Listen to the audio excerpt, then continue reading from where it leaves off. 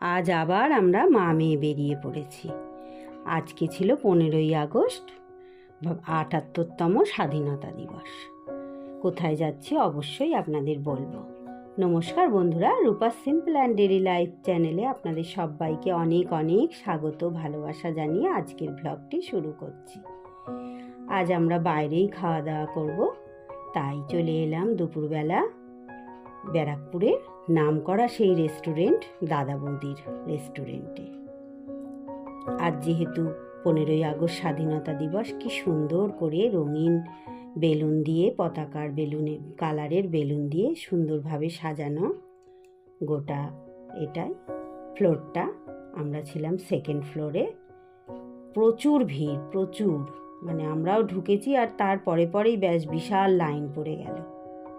যাই হোক, খাবার অর্ডার করে আমরা ওয়েট করছি, বাকিরা সবাই খাচ্ছে, আমরা দেখছি বসে বসে। অবশেষে আমাদের খাবার চলে এলো, গরম গরম পরিবেশন করে দিল।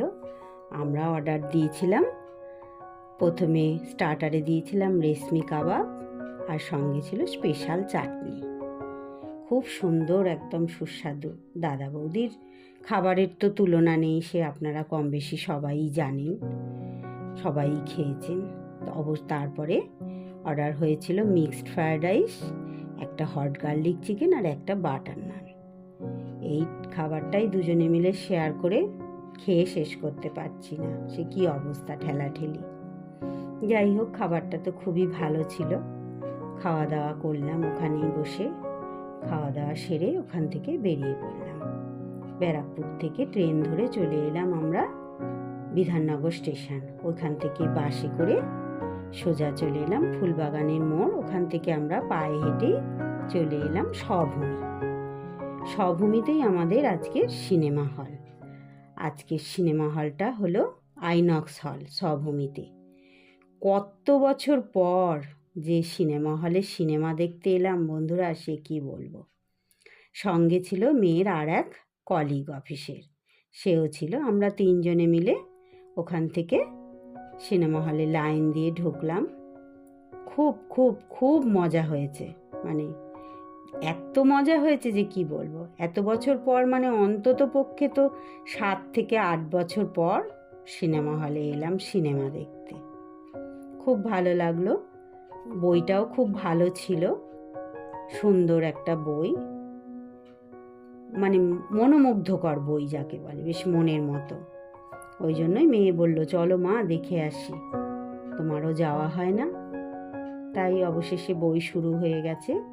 বইটি হলো বুদ্ধদেব গুহর কালজয়ী উপন্যাস অবলম্বনে। অভিনয়ে ছিলেন শুভশ্রী আর আবির। বইটির নাম অবশ্যই আপনারা দেখবেন,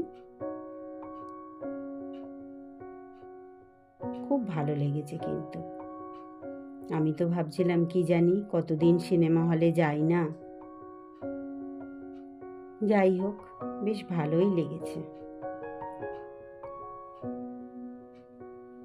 আপনারা যারা সিনেমা দেখেন বা দেখেন না, সময় সুযোগ পেলে অবশ্যই এই বইটা দেখে আসবেন, খুব ভালো লেগেছে আমার। এই যে বইটির নাম হলো বাবলি। বেশ তো মজা করে দেখলাম। অবশেষে হল থেকে বেরিয়ে এখানে বাইরেই সামনেটাতেই রয়েছে, ওই ফ্লোরেই রয়েছে একটা কাফে রয়েছে, ওখানে আমরা চা কফি খেলাম। খেয়ে ওখান থেকে বেরিয়ে পড়লাম বাইরে। বেরিয়ে আবার চলে এলাম আমরা সোজা ফুলবাগান মেট্রো স্টেশনে। ওখান থেকে আমরা মেট্রো ধরে চলে আসলাম শিয়ালদা। শিয়ালদা থেকে ট্রেন ধরে ফিরলাম আবার সেই টিটাগড় স্টেশন। ওখান থেকে টোটো ধরে চলে এলাম বাড়ি। তাহলে আজকের ব্লগটা কেমন লাগলো অবশ্যই আমাকে লাইক কমেন্ট করে জানাবেন। তাহলে ব্লগটা এখানেই শেষ করছি বন্ধুরা। আপনারা সবাই খুব ভালো থাকবেন, সুস্থ থাকবেন। আবার চলে আসবো নতুন কোনো ব্লগ বা রেসিপি নিয়ে। ততক্ষণ আসি বন্ধু।